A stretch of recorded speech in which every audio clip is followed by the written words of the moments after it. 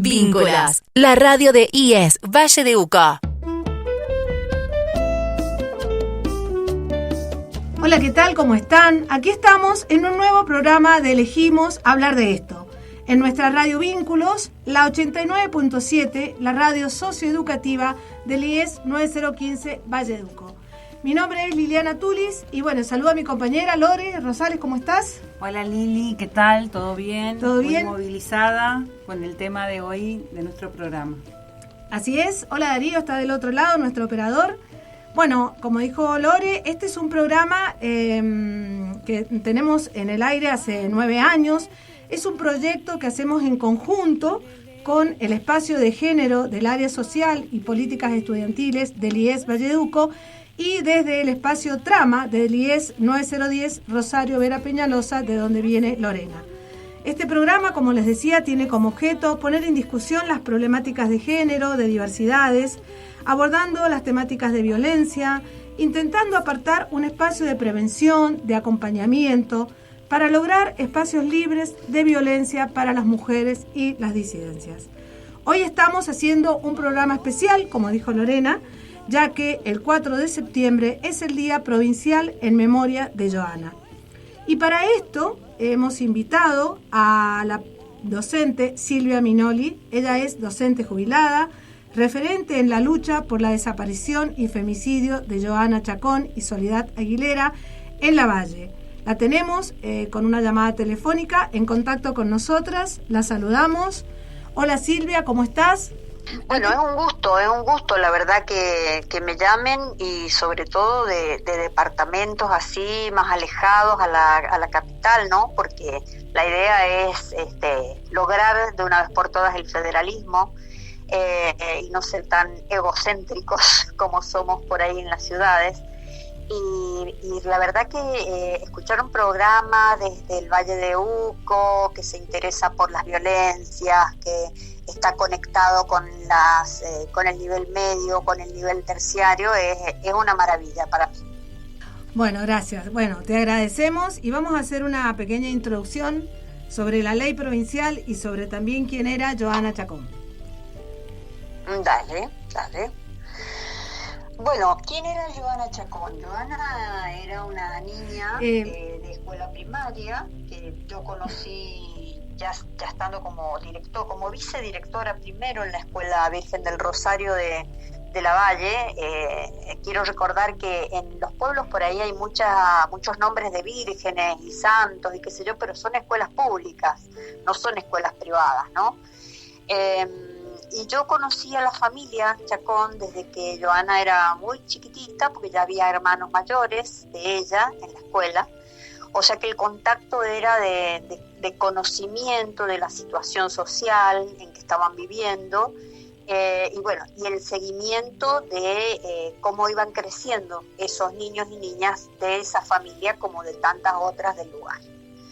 Ese es un poco el contacto inicial y después viene todo el desarrollo, la descripción de esto tan tremendo que le pasó a Joana y que nos pasó a todos, sobre todo esto de no tener idea de que una niña podía desaparecer, que en realidad las mujeres no desaparecen, ¿no? Las matan o las venden, o nos matan o nos venden, no desaparecemos las mujeres. Ni se produce la muerte sino que la matan a esa mujer. Bueno, esto como ustedes quieran lo voy a ir narrando, pero un poco que empieza así la historia, con ese conocimiento de esta familia cuando yo ingreso a esta escuela en 3 de Mayo, Lavalle. Bueno, ahí Lore nos va a hacer un desarrollo de la historia, digamos. Bueno, esto que decís vos, que Joana Chacón desapareció un día como hoy, un 4 de septiembre del 2012, después de asistir a la primaria Virgen de Rosario, ubicada en la localidad de 3 de Mayo de Lavalle, en una zona rural del desierto mendocino. Fue vista por última vez bajándose del colectivo e ingresando a una finca en la que vivía su hermana Beatriz junto con su pareja Mariano Luque. En el mismo entorno rural, con vínculos afectivos y geográficos compartidos, en 2011 había desaparecido otra mujer, Soledad Olivera, quien era madre de 3 hijos y tenía una relación con Mariano Luque, quien fue el último en verlo con vida. Las investigaciones realizadas durante varios años demostraron que Mariano Luque fue responsable de los femicidios de Joana Chacón y de Soledad Olivera. A pesar de que ninguno de los cuerpos fue hallado, fue condenado por homicidio simple, en ambos casos con una pena unificada de 32 años de prisión. La sentencia, basada en una sólida condena de una sólida cadena de indicios, marcó un precedente judicial en Argentina al lograr condena sin aparición de cuerpos. Así es. Por eso, en memoria de Joana, hace 13 años ya de su desaparición y muerte, queríamos entrevistarte y también contar cómo, ahí Lore nos va a decir cómo es el alcance de la ley, qué significa esta ley para Mendoza. Bueno, la provincia de Mendoza, a partir de este trágico y lamentable hecho, que es una página como muy triste en nuestra historia provincial, estableció la ley provincial 8.723 en el 2014, donde sancionó el 4 de septiembre como el Día Provincial de la Construcción Colectiva de Conciencia Ciudadana. La ley tenía como el objetivo de que todas las escuelas realizaran una jornada de concientización con actividades de reflexión. Pero este año, el 5 de agosto, a más de una década de la desaparición y femicidio de Joana Chacón, la comunidad de Lavalle y organizaciones sociales lograron el cambio del nombre de la ley para denominarla Día Provincial en Memoria de Joana. Es decir, la ley que ahora lleva su nombre impulsa la prevención y reflexión sobre los derechos en escuelas de Mendoza. Esta medida de la modificación fue aprobada por unanimidad. Surgió a partir de una solicitud impulsada por la Municipalidad de Lavalle, el Foro Intersectorial Huanacache y diversas organizaciones sociales del departamento. Lo importante, como instituciones educativas, para trabajar en el día de la fecha, es reconocer que la ley establece la organización de actividades de concientización y reflexión en todas las escuelas de Mendoza, abarcando todos los niveles y modalidades del sistema educativo, con el objetivo de fortalecer el trabajo pedagógico en torno a los marcos legales vigentes, el rol emocional de las escuelas, la formación docente y el vínculo con las familias. Como dijo la senadora Adriana Cano, la ley busca reconocer la responsabilidad institucional y colectiva en torno a un hecho que no solo dolió, sino que interpela. Nombrar a Joana con su nombre es construir memoria activa. Bueno, con esta introducción queríamos dejar claro la ley, que es obligatorio para todos los niveles educativos en la provincia para trabajar sobre las problemáticas de violencia hacia las mujeres. Preguntarte entonces, Silvia, ¿cómo recordás ese 4 de septiembre del 2012 y qué significó para la comunidad educativa? Bueno, lo recuerdo como un día muy, muy trágico. No el mismo 4, porque el mismo 4 yo almorcé con las niñas y los niños del sexto y el séptimo grado en la jornada extendida. O sea, almorzábamos y ellos seguían en jornada extendida y yo en la dirección supervisando un poco y acompañándolos, como hice ese día, al colectivo escolar, donde se subieron compañeros y compañeras de Joana y Joana también, camino a su casa. Todo parecía funcionar como todos los días y a la noche me llaman por teléfono diciéndome que Joana no había llegado a su casa. Entonces lo primero que pregunté es si habían hecho la denuncia. No la habían hecho. Ahí fueron a hacer la denuncia. Era el padrastro de Mariano Luque, que estaba a cargo de la hermana de Joana, que estaba en pareja con Mariano de Joana y de alguno de los niños de sus hermanos. La verdad que es difícil por ahí relatar este descontrol que hay, ¿no?, en estas relaciones que son como nombradas, pero no legalmente. no hay nada sancionado que diga que tal familia es tutora legalmente de estos niños o niñas, y entonces empieza a haber como un desorden, como libretas firmadas por un señor que no era ni el padre ni el cuidador ni nada, era un convenio entre el papá de Joana y este señor, padrastro de Mariano Luque, el asesino de Joana y de Soledad, que él cuidaba, se hacía cargo de los niños y las niñas Chacón, y bueno, lamentablemente ahí vemos un Estado ausente, ¿no? Organismos del Estado que hacen tal vez lo que pueden, por falta de elementos, por falta de capacitación, no sé por falta de qué, pero nunca se cumple o por lo menos en estos casos no se cumplió con el rol fundamental que era el del cuidado, sobre todo la protección de derechos de niños, niñas y adolescentes de la ley 26.061. Bueno, Joana desaparece a partir de ese día, no la vimos más. Es verdad que no hay cuerpos ni de Joana ni de Soledad, pero sí se encontró un metatarso incinerado, y el metatarso de un pie de una persona de entre 15 y 18 años de edad no se encuentra normalmente en la orilla de una casa, ¿no? Claro. Esto me parece que tiene que ser bastante... nos tiene que servir como para entender que aunque no haya cuerpo, hay medidas o hay indicios que nos hacen reconocer cuando ha habido un homicidio. En este caso, la hermana de Joana fue la que declaró haber visto cómo Mariano ahorcaba a Joana, porque Joana quería revelarle a su papá que había escuchado que Mariano había matado a Soledad Olivera un año antes. Bueno, para que Joana no llegara a describirle a su papá esto que había escuchado, Mariano decide ahorcarla, meterla en un... Es muy triste esto que estoy diciendo, es muy trágico, pero me parece que es importantísimo que la población lo sepa, lo recuerde, porque no es un invento, es una cosa que está en la causa, el juicio de Joana, y bueno, la horca, la mete en un tacho de 200 litros y la quema su cuerpo.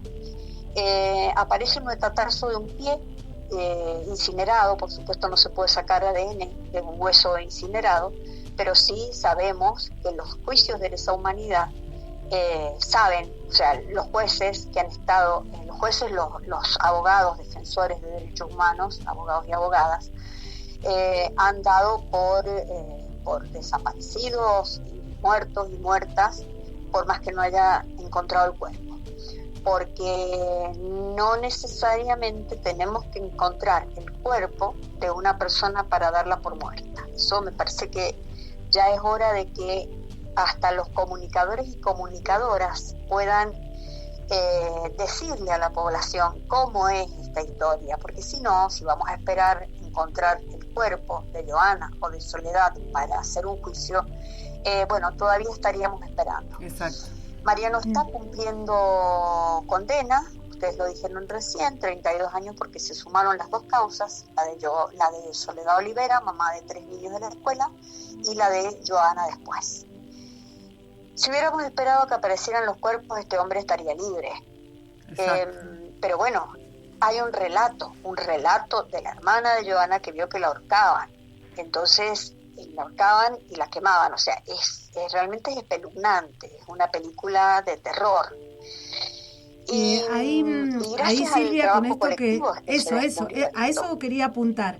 Porque entre que sucede la desaparición y que la hermana habla, pasan 3 años.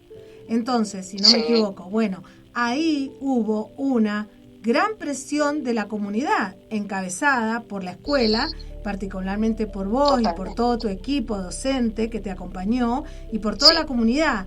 Digo, o sea, que si eso no hubiera estado, quizás todavía no teníamos a nadie detenido ni acusado ni preso. Digo, ¿cuál es el rol que tienen hoy las escuelas que tienen siempre y que deberían tener, el rol de los docentes para la protección de los niños, niñas y adolescentes? ¿Cómo lo ves vos? Totalmente. Y el rol de la escuela es un rol social, es un rol de intervención en aquellas comunidades, familias e individuos que tienen problemas, que no son tratados o tratadas bajo las normas de la ley, donde hay discriminación, donde hay hambre, donde hay una pobreza estructural que no vivimos todos, por suerte, pero resulta que esas personas que sí viven esa pobreza de afecto y de pobreza de toda pobreza, digo yo, están con sus derechos vulnerados.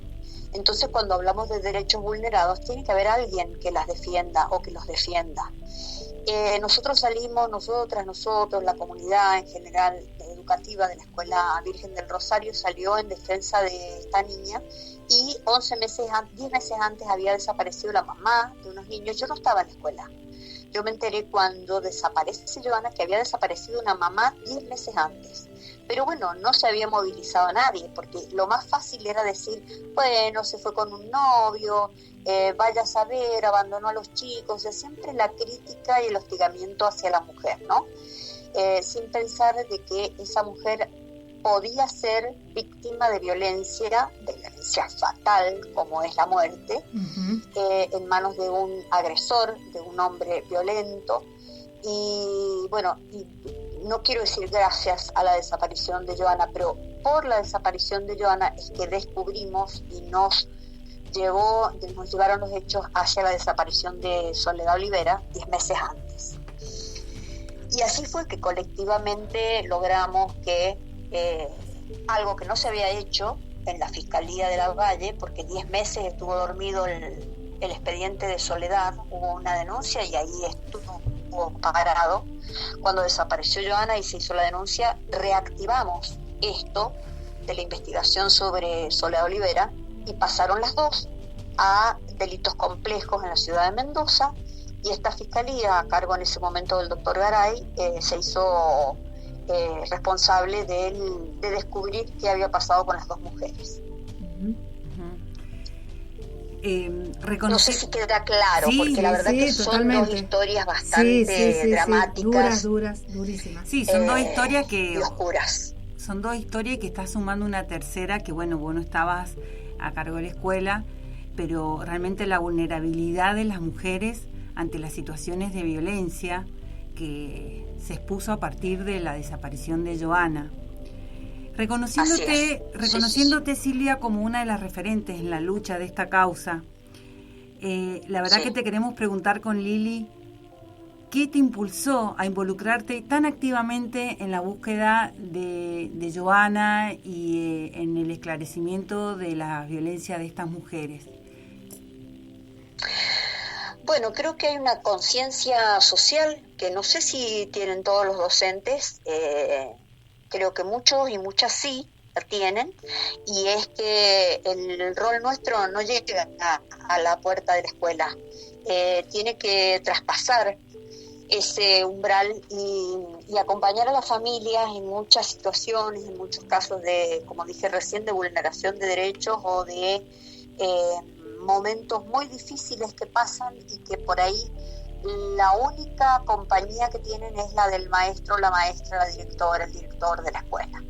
Entonces, eso yo lo tuve claro desde mucho tiempo antes que desapareciera Joana, primero por la Convención de los Derechos de Niños, Niñas y Adolescentes, después por la ley, porque me parece que así como circulamos con el cinturón de seguridad, que no tenemos que ponernos el cinturón por la multa, sino por lo que puede pasar, ¿no? Lo que podemos ocasionar al resto, es como que tenemos que seguir las leyes, y más cuando se trata de los más débiles o las más débiles, que son niños, niñas y adolescentes. Entonces ahí hay los maestros, las maestras somos guardianes de esas vidas y formamos un vínculo afectivo con niños, niñas y adolescentes, y formamos también, si queremos, un vínculo con las familias que nos necesitan, más allá de lo que es el rol del enseñar y el aprender, que en realidad estamos construyendo aprendizaje todos los días con los niños, las niñas y las familias. Así que bueno, eso lo tuve, creo que siempre, no sé si desde que me recibí, pero lo fui construyendo yo también. Y me pareció que era obvio que acá debíamos estar todas y todos los de la comunidad peleando por encontrar a Johanna, que fueron muchos años los que creímos que la íbamos a encontrar con vida, porque se habló del tema de trata también, hasta que bueno, fue descartado y lamentablemente había caído en las manos de este violento asesino que había matado ya a Soledad Olivera 10 meses antes. Esto que nos decís claramente reviva también en la importancia de la escuela, de la docencia y también de los líderes y de las líderes sociales, porque es así, en comunidades rurales, alejadas, donde los recursos son menores y el acceso es más difícil, la importancia de una escuela para la vida de los niños. Sí, y también el reconocimiento de los marcos normativos que rigen las instituciones, ¿no? Reconocer totalmente la Convención de los Derechos del Niño, Niña y Adolescente como parte de la estructura normativa de una escuela es lo que dio la puntada para y la obligación, en cierta medida, para esta acción colectiva generada y movilizada desde la institución escuela, escolar. Claro, es lo que llevó la validez de la escuela también, que pudo movilizar al resto de la comunidad. Donde sea, cuando sea. Descárgate la app FM Vínculos desde el Play Store.